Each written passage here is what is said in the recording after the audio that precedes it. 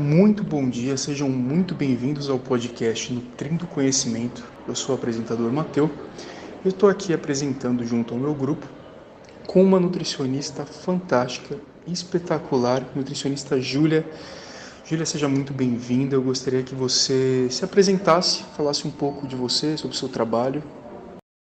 Então, meu nome é Júlia, eu tenho 27 anos, eu formei em final de 2018, então eu trabalho já há 5 anos. Já atuei em hospital, eventos, hotel. Eu escolhi a nutrição porque eu sempre gostei da parte alimentar com a saúde. Eu tive uma experiência com uma nutricionista que eu gostei bastante e também sempre gostei de cozinhar, sempre foi um hobby grande. Então, na época de escolher o curso, eu tentei alinhar os meus gostos e conheci a nutrição. E aí fui pesquisar um pouquinho na faculdade, me encantei. Acho que todas as áreas da nutrição são muito importantes. A gente precisa sempre ter vários tipos de conhecimento, porque o trabalho da nutrição é muito amplo, né? Realmente, nutrição é uma área gigantesca, né? A gente tem a área esportiva, tem a área clínica, tem o AN, né? Então, realmente é uma área muito grande que pode ser muito bem explorada. E queria já começar aqui algumas perguntas sobre a área para nós entendermos um pouco mais, né? Poder se aprofundar um pouco mais utilizando o seu conhecimento, não é mesmo? E a primeira pergunta, Júlia, eu queria saber quais são as estratégias nutricionais que você implementa para tratar a desnutrição em pacientes hospitalizados? Sobre a desnutrição no ambiente hospitalar, eu acho assim, cada nutricionista tem seu modo de trabalhar, né, perante o paciente, mas para mim o importante é primeiro a gente descobrir a causa dessa desnutrição. Se essa desnutrição vem já do ambiente de casa ou se é só do ambiente hospitalar. Porque muitas vezes o paciente ele começa a mostrar sinais de desnutrição no hospital porque é aquele negócio, está internado e aí não quer comer, não se adapta bem. Enfim, eu acho que primeiro de tudo é descobrir a causa dessa desnutrição no âmbito clínico, com os exames e conversar com a equipe multidisciplinar, o médico e a fono, para poder ver qual o melhor tratamento. Então a gente pode seguir com dietas especiais, se for problema de deglutição, da parte de mastigação, também seguir com suplementos alimentares, né, aqueles tipo Danone, junto, é claro, cada suplemento para o seu problema, cada suplemento para um caso. Então, por isso que é importante a gente consultar o médico, porque o médico que vai nos ajudar no âmbito clínico e a equipe multidisciplinar. Eu gosto de trabalhar assim, tá? Quando eu percebo que tem um paciente em desnutrição, eu peço uma reunião multidisciplinar junto com o médico e a fono para decidir qual o melhor caminho. É muito dito hoje em dia da questão de uma equipe multidisciplinar, né? De você ter a junção do nutricionista com o médico, com a fono, todos juntos para tratar o paciente da melhor forma possível, né? Muito legal isso que você falou. E eu queria saber também, Júlia, de que forma você acredita que a desnutrição hospitalar impacta grupos como idosos ou crianças que precisam de uma atenção especial? A desnutrição no idoso, ela tem um fator, para mim, complicante a mais, que é a idade e o comprometimento da saúde, né? O idoso, quando ele está internado, ele perde um pouco o rumo da onde ele está. Então, porque o idoso, mais do que a criança, ele é muito metódico com as coisas. Então, ele precisa da casa dele, da comida dele, né, das coisinhas dele. Então, começa por aí. Quando o idoso está internado, ele sente que ele perdeu todo a rédea da vida dele. Eu falo isso porque, assim, os meus avós são super idosos e eu acompanho quando eles estão internados. Acabam não comendo e não aderindo o tratamento porque eles sentem que eles perderam o sentido ali da vida, deles terem a casa dele. E a criança, não. A criança, a desnutrição da criança, por muitas vezes, já vem do ambiente familiar, ou de uma doença autoimune, ou de uma doença que a criança já tem, entendeu? Então, assim, a desnutrição do idoso, eu vejo que é um pouco mais séria. Claro que as duas têm a sua importância, mas a do idoso eu sinto que a saúde fica muito mais debilitada e afeta o mental.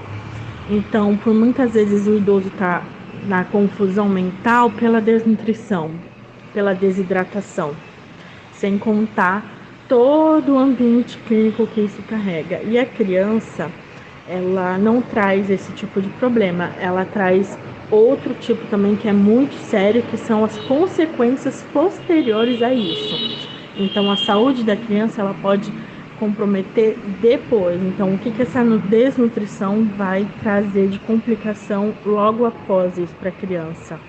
Então, são tratamentos diferentes, né?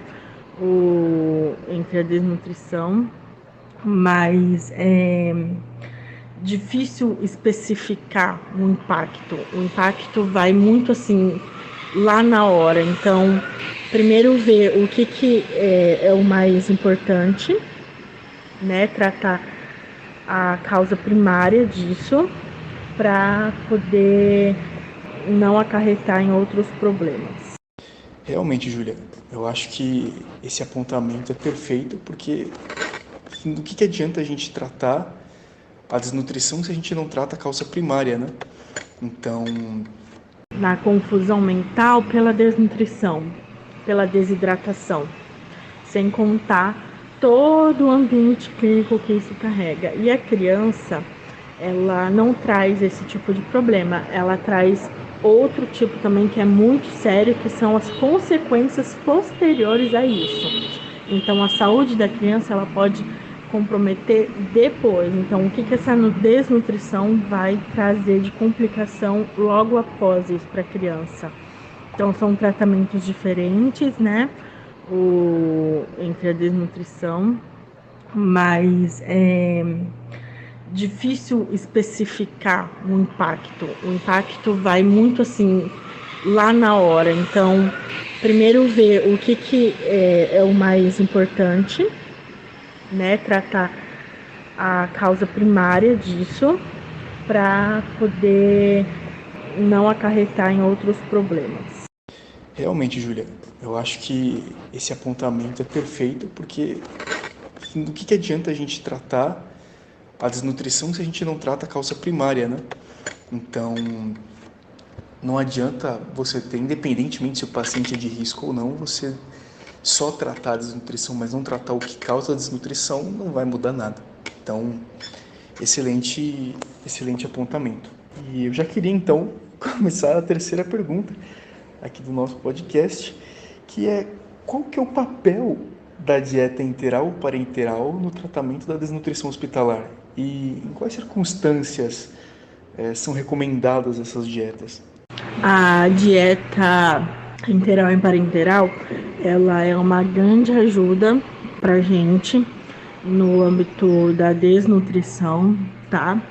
Eu acredito que ela é invasiva para o paciente, tira toda a autonomia do paciente. Isso também é muito ruim, é um fator que precisa ser cauteloso, é um processo cauteloso que tem que ter uma reunião multidisciplinar, porque eu vejo que a enteral parenteral, ela ajuda, mas também ela desestabiliza o emocional do paciente. Eu, assim, né, temos nossos parâmetros, os estudos, né, que falam que quando a competência de alimentação por via oral estiver abaixo de 60%, né, então tem essa parte de estudos que a gente tem que seguir, né, todas as recomendações. Então isso tem que ser estudado com o médico e com a fono para ver como é que está a mastigação, a deglutição desse paciente, como é que está a aceitação da dieta. Com esse estudo clínico, a gente decide vai ou não entrar na enteral parenteral. Lembrando que quem decide é o médico, tá? Então, O médico que vai nos guiar se vai ser parenteral, enteral, qual vai ser o tipo, o gotejamento, tudo isso é o médico. A nutrição, ela tá ali para decidir o tipo da dieta que ele vai receber. Então, o médico, ele norteia a gente de qual o método que vai ser aplicado essa dieta. E a nutrição, ela tá ali para decidir qual tipo de dieta. Então, se é uma dieta proteica, se é uma dieta lipo, carbo, se é balanceado, tá? Então, por isso que essa reunião multidisciplinar é importante, porque não é só decisão da nutrição. O médico e a fono que vão trabalhar juntos e a gente age por meio de decidir pelos cálculos, a caloria da dieta e tudo isso. O papel dessa dieta é importantíssimo porque ela ajuda para estabilizar a saúde do paciente, para ele voltar para a via oral. Então, essa dieta interal e parenteral tem que ser um pontapé da melhoria do paciente. A gente administrando essa dieta corretamente, o paciente tem uma melhora muito, muito grande e aí vai para a via oral. É claro que eu estou falando de paciente que tem condição de voltar para a via oral. Os pacientes que não têm condições, essa dieta interal e parenteral acabam sendo paliativos, entendeu? Então, assim, pacientes que não têm condições de voltar para o via oral por qualquer que seja a condição clínica, a dieta interal e parenteral é para fazer a parte dos macros e micronutrientes, para ele não entrar de desnutrição. Entendi, Júlia. E como que você adapta orientações nutricionais para atender, necessidades de pacientes desnutridos com diferentes condições médicas? Cada caso clínico, as necessidades dos pacientes são diferentes, então não tem uma regra. Claro que lembrando das nossas diretrizes e tudo mais, né? A gente sempre trabalha com elas, mas eu gosto de trabalhar com cada paciente é um ser humano diferente. Eu gosto muito de conversar com esse paciente ou com o familiar para entender a vida e o caso clínico e aí sim seguir um método de tratamento para essa desnutrição. Junto, claro, com as condições clínicas, algumas doenças que ele carregue, né? Então, também procuro muito a ajuda do médico para entender essa condição clínica. Eu vou estudando o caso desse paciente, vou estudando como ele se comporta no âmbito familiar, na casa, e vou tentando encaixar isso no âmbito hospitalar para ele se sentir também conforto, para ele se sentir cuidado. Né? A gente pega lá se ele precisa mais de proteína, carboidrato, enfim, hidratação, lipídios, tudo isso. É difícil eu dar um parâmetro assim, eu ponho tanto disso, né? Não. Eu gosto de cuidar caso por caso e ver o que, né? Eu acho isso o correto. Eu estudo muito as diretrizes e vou me baseando no que o paciente está me mostrando nos exames clínicos. Um detalhe que a gente está destacando bastante aqui é que cada caso é realmente um caso. Você tem que analisar junto com o médico, ver o ambiente que a pessoa está, o que está afetando. E aí entra também a questão dos obstáculos. Os pacientes são diferentes, então não tem uma regra. Claro que lembrando das nossas diretrizes e tudo mais, né? A gente sempre trabalha com elas, mas eu gosto de trabalhar com cada paciente é um ser humano diferente. Eu gosto muito de conversar com esse paciente ou com o familiar para entender a vida e o caso clínico e aí sim seguir um método de tratamento para essa desnutrição. Junto, claro, com as condições clínicas, algumas doenças que ele carregue, né? Então, também procuro muito a ajuda do médico para entender essa condição clínica. Eu vou estudando o caso desse paciente, vou estudando como ele se comporta no âmbito familiar, na casa, e vou tentando encaixar isso no âmbito hospitalar para ele se sentir também conforto, para ele se sentir cuidado. Né? A gente pega lá se ele precisa mais de proteína, carboidrato, enfim, hidratação, lipídios, tudo isso. É difícil eu dar um parâmetro assim, eu ponho tanto disso, né? Não. Eu gosto de cuidar caso por caso e ver o que, né, eu acho isso o correto. Eu estudo muito as diretrizes e vou me baseando no que o paciente está me mostrando nos exames clínicos. Um detalhe que a gente está destacando bastante aqui é que cada caso é realmente um caso. Você tem que analisar junto com o médico, ver o ambiente que a pessoa está, o que está afetando. E aí entra também a questão dos obstáculos. Quais são os obstáculos, Júlia, que a gente encontra e tem que superar nessa questão da desnutrição? Bom, primeiro de tudo que quando o paciente está hospitalizado, ele já está debilitado clinicamente, mas o psicologicamente afeta muito. E isso é um dos maiores obstáculos, o psicológico do paciente. Ele sente que ele tá sem a rédea, né? Então, ficar acamado, vendo aquele pessoal todo entrar, médico, nutricionista, enfim. Tudo isso é um problema. Eu tento sempre conversar com o paciente para entender o que ele sente. É claro que ele tem um acompanhamento da psicóloga também no hospital, mas eu acredito que a nutrição está muito ligado a isso. Então, como que o paciente vai aderir à nossa dieta, ao nosso tratamento, se ele não se sente confortável com ela? Então, eu gosto de sempre entender a história daquele paciente, o que ele gosta, o que ele não gosta, o porquê que ele tá ali, enfim, se ele tá gostando, né? Se ele tá aceitando o que ele tá recebendo. Eu tento superar assim, tá? E sempre contando com a ajuda dos outros profissionais, psicólogo, fono, tá? E sempre deixo o paciente a par do tratamento, para ele também se sentir pertencente a isso. Então, é um dos maiores obstáculos é o psicológico e o sentimento de não pertencer, de não de entregar a sua vida na mão de outra pessoa. Realmente, essa questão do paciente, olhando do ponto de vista dele se enxergar como dependente de outra pessoa, é difícil. Gera então uma frustração. E agora vamos estar finalizando com a última pergunta. A Júlia já deu um aulão pra gente, mas para fechar com chave de ouro, vou fazer essa pergunta meio polêmica, que é como a família lida com essa desnutrição? Ela ajuda ou ela tem atividades que interferem no tratamento do paciente? Eu acho que principalmente em crianças. Nossa, essa última pergunta eu acho que é o mistério da nutrição pediátrica, porque, assim, é complicado, viu? Nossa Senhora. Vamos lá. Primeiro que a gente tem que também se colocar no lugar da mãe, do pai, enfim, de qualquer familiar que esteja lá. Ver uma criança internada não é fácil, né? Aquele serzinho pequenininho, uma criança lá, é difícil. Eu sou muito, muito a favor da conversa com os pais ou familiares. Não é tratar o familiar como uma pessoa que não saiba nada. Porque, na verdade, quem conhece a criança é o familiar.